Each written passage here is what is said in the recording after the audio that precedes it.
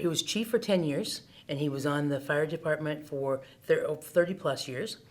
He was an EMT and a first responder, and we had a lot. He ran the ambulance, so we had a lot more ambulance calls than we did fire calls, and it was two other little towns as well. Our town is like 400 people, but there was two other small towns, and he ran the ambulance for those two towns too. Went on a lot of ambulance calls. Huge heart. He could fix anything.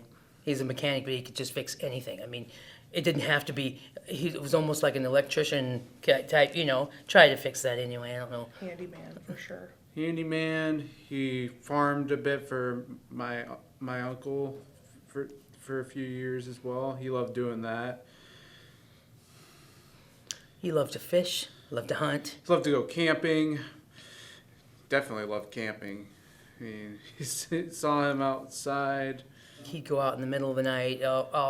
He could never be parked in at family functions because he had to get out for a call, he couldn't be parked in. Definitely not.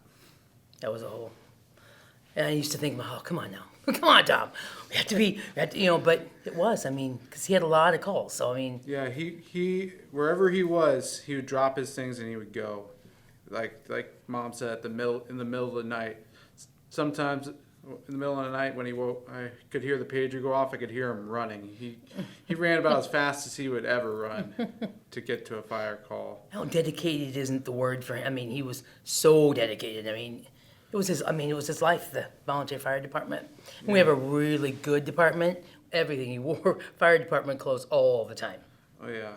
All the time. It was, and we'd go to all the functions of other fire departments to support them. Every time we'd go by a firehouse, he'd say, "There's my brothers." Any firehouse in New York. When we went to New York City, he got to talk to some of the firefighters in New York, and that was a big deal to him too. Night he died, like when we were taking his body to the morgue for an autopsy, every single department from Harlan, which is the town from Harlan all the way to Des Moines, they stopped on the overpasses on the interstate and they saluted Dad. That was one of the best moments I've ever experienced in my life. He always said, "The fire department will take care of you." Yeah, he didn't lie. He didn't lie about that for sure. No. There's one person in our town that's alive because of Dad, because he did CPR on him and brought him back. I think there's a lot more than that, but when somebody comes to you and says that my husband's alive because of yours, it's like, oh my gosh, what do you say to that? You